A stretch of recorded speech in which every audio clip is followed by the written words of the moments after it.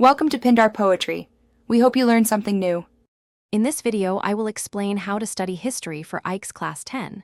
Start by thoroughly understanding your syllabus, noting the weightage of each unit.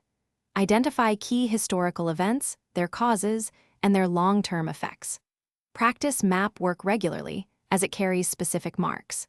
This initial preparation is crucial for building a strong foundation and knowing exactly what to focus on throughout your studies.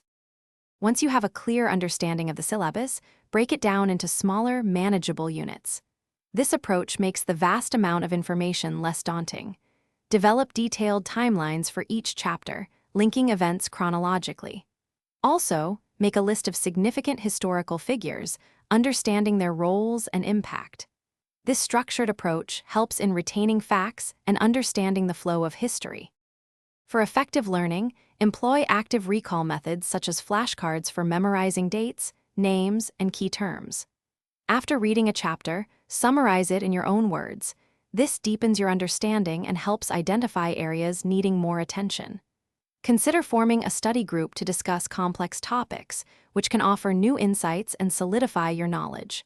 Consistent practice is key. As you approach examinations, dedicate significant time to revision. Solve at least 10 years of past question papers to familiarize yourself with the exam pattern and common questions. Create a revision schedule, ensuring you revisit each chapter regularly.